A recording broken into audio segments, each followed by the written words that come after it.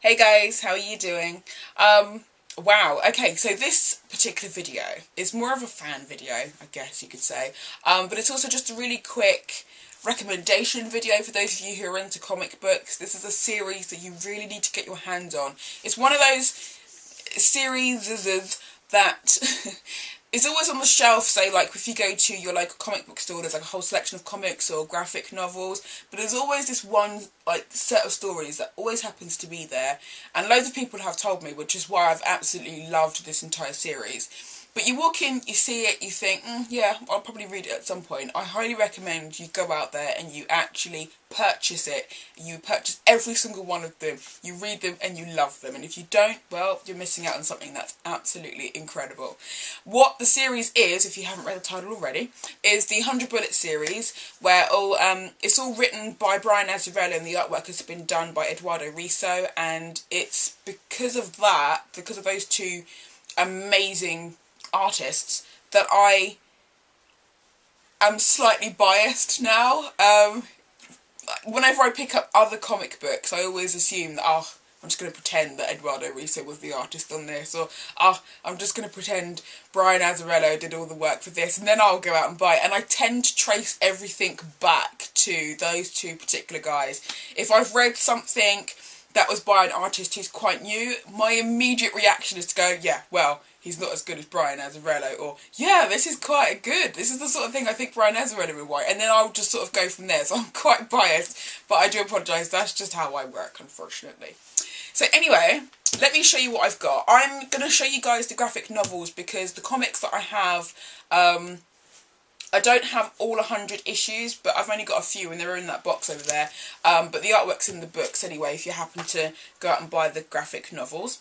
So let me just quickly show you the front covers of each novel and just give you, hopefully a quick roundup and a quick view of what the entire series is about. Okay, so I've got all 13 books with me. Like I said, there are 100 issues in this entire series. I think that was something that Brian Azzarello had intended to do anyway.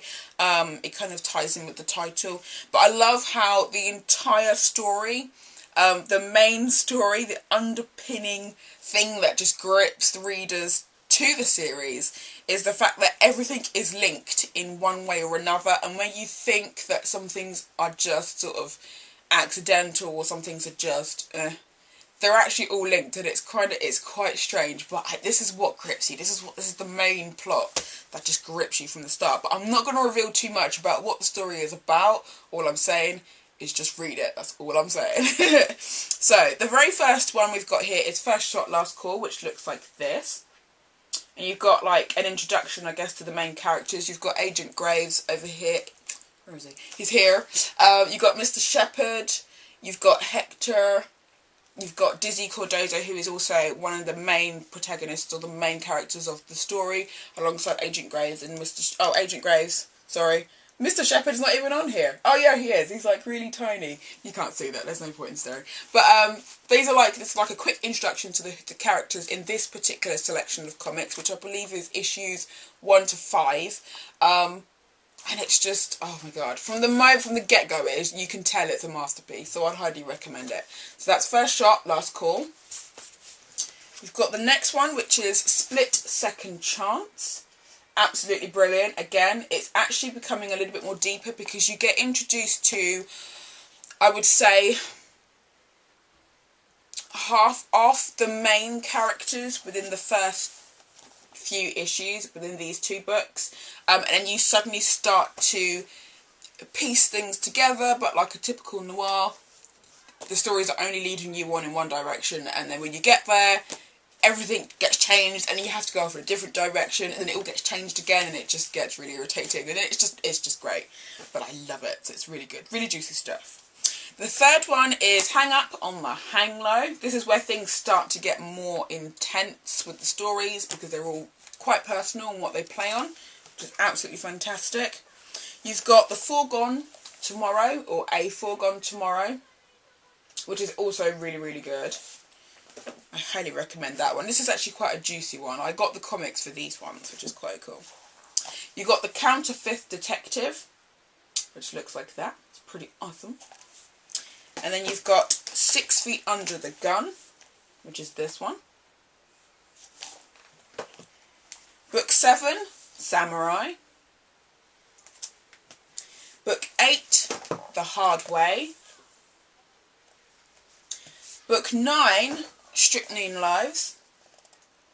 This is where things really start to heat up. You meet more of the characters from Hard Way, and then it starts to heat up, and then things start to make sense, and it all just gets fucked up. It's great, it's great. Then you've got Book 10, Decade. You've got Book 11, Once Upon a Crime. Book 12, Dirty. And then Book 13, Wilt. I collected the comics for these ones as well. Again, this is quite a chunky. This is like the entire... Everything that you've read basically gets hammered through in the last 3 books, and it's intense. It's absolutely intense. It takes you for a really, really bumpy ride, but it's so worth it once you get to the destination. So, one of the main things that comes up a lot, like I was mentioning earlier, how there are like little bits that sort of are just like little stories that sort of get added to the entire series, and you just think, oh, they're just like a one-time thing. It's kind of like how you would see like a TV series where you've got the main characters who you know you'll be following throughout the entire series, but then you get all these little kind of little episodes of little things that they have to deal with.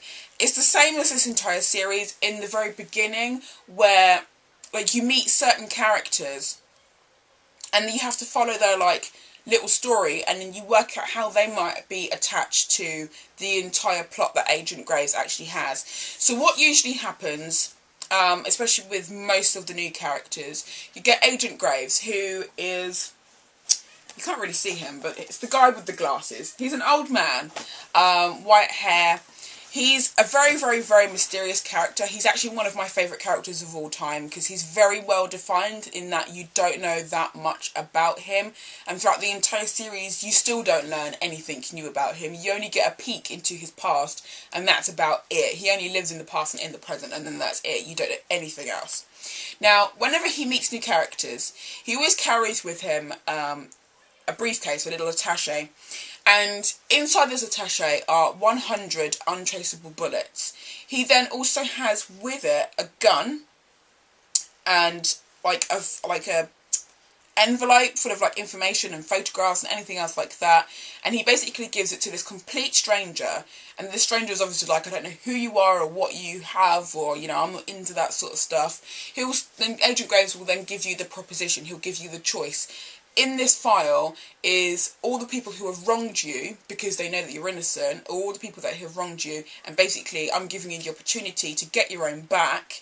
And if you do take this briefcase, you have immediate carte blanche, or carte blanche, which basically means that whoever finds one of the untraceable bullets around the victim once the crime has been taken out, the case will be immediately dropped. They basically get away with anything that they want. They hopefully get their lives back on track after that point. One of the most important stories, or one of the most well, not important, but one of my favourite stories in the very, very beginning of the entire series pops up in book 2, with one character who is absolutely innocent. She lives a very hard working life. She's a waitress in a diner, and obviously waitresses don't get paid that much in America, which is really, really sad. But she does the very best that she can. She goes home to an unloving husband, and then that's basically her life played out within a couple of pages. When she goes back to work the next day, Agent Graves is actually in the diner, and he orders some apple pie, and he asks her to come over to have a chat because he really likes this pie.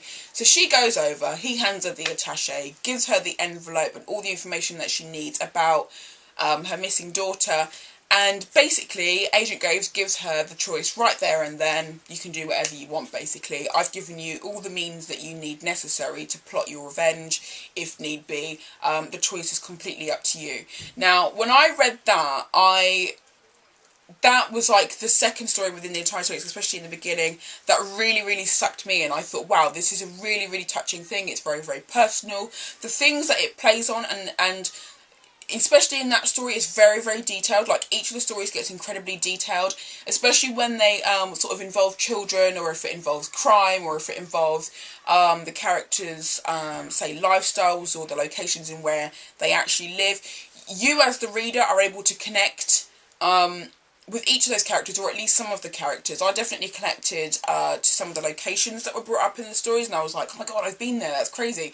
And the amount of crime that happens is just, it's really clever. It's not like walk out in the street and just bang up a load of people and like drive fast cars or anything like that. It's got this very sort of, how can I say it? It's like it's like the much more developed storyline, I guess, for those of you who have like played the Grand Theft Auto games. If you've played San Andreas or any of the other games, you know that there are certain elements to the entire game that sort of add up to this one big sort of like bam at the end of the story. 100 Bullets is like that, but it happens on a much more, on a much bigger scale. And because Brian Azzarello has he sort of wins people over with the way that he writes and his style. So when he's writing about the stories within this, which actually goes back and stretches back centuries into the past, and how it all affects the families who are the members of the trust in today's world, it really kind of, I don't know, there's a lot of emphasis that goes into the amount of crime and how it's done, and it's very, very clever, it's very articulate, and I think it's incredibly appealing for those of you who want to get into the comic book world. It's definitely something that you should have a look at.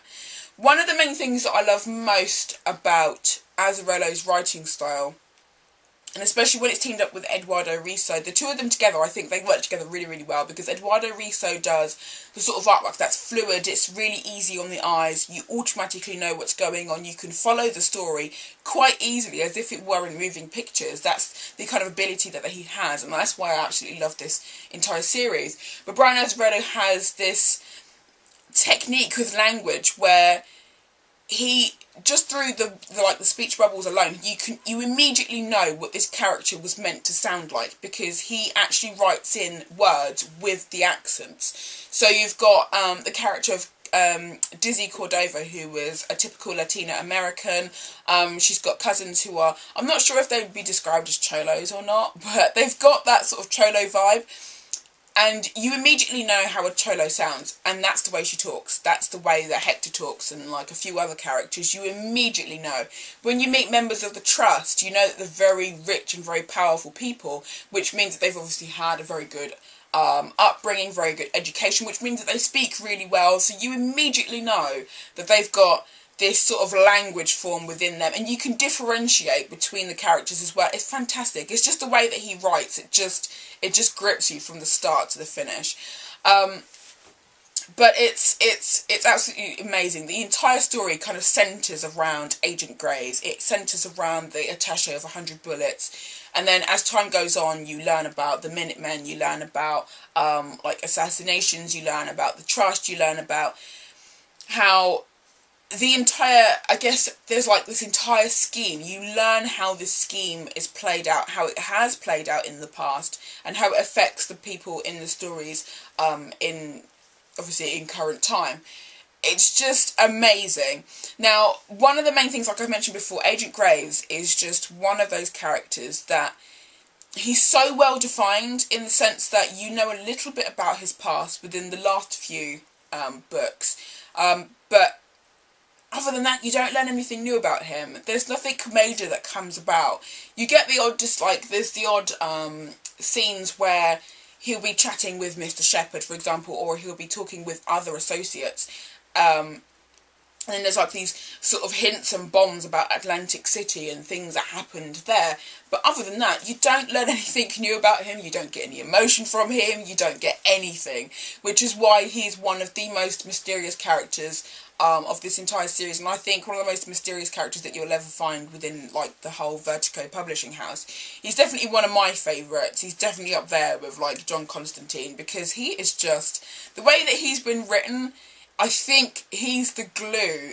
Apart from being the glue in the entire story to where everything goes, he's also the guy who plays the game and as far as he's concerned, all the people within the story are all part of his game, even the not the low life, but like the one-time characters that you think you will never see ever again. They all have their part, whether they know about it or not, and he's very, very clever in how he plays them all. But oh god, I forgot what my point was now. Apart from the fact that he's the glue of the story, he's also the one character I think most people will they'll stick to the stories because of Dizzy and like the main protagonists like Lono and whatnot, but then Graves is the one who will draw the audience in. He's the one who draws the readers in. He's like, well, you've kind of seen what's happening here, and I'm going to present you to a new character. So then you want to find out why Agent Graves has this sudden liking for this person, and then Agent Graves will go, oh, I don't like that person, and then you'll sort of follow, and then you'll sort of follow in his footsteps, and it's really, I don't know. It's like he's a character that's sort of come to life and he's playing you. He's telling you where to go, whether you actually realise it or not. But that's what I love about the entire series. So I highly recommend 100 Bullets. And anything else by Eduardo Risso, anything drawn by him, and anything else by Brian Azzarello. One of which I will hope to review as soon as I finished it, which is Filthy Rich, which he did with Victor Santos. Another crime, special, noir, genre comic book from Vertigo also. I haven't finished it all, so I'm going to leave the review for this for a little while because I haven't quite finished it. But that's what I love. So anything with Brian Azzarello, if you're biased like me, then just stick with him for a while. Especially for those of you who are quite new to Vertigo and DC Comics in general. Well, Vertigo Comics in general. I would say start out with all the crime stuff. One of the main things that I love most about Vertigo is the fact that it takes away the emphasis of the whole superhero versus the villain. It's not the conventional comic book stereotypes. This is something that's more close to home because these are ordinary characters who are portrayed as ordinary people in a very ordinary world, and that's why it's easy for you to sort of connect yourself with them. They do have a mature rating. They're suggested for like teenagers plus, like mature teenagers plus. But other than that, it's absolutely fantastic. So if you're an adult and you haven't read comics in a while, then at least start reading some Vertigo comics, because that will get you back into the comic book world in no time. So 100 Bullets, people. Hope you liked it.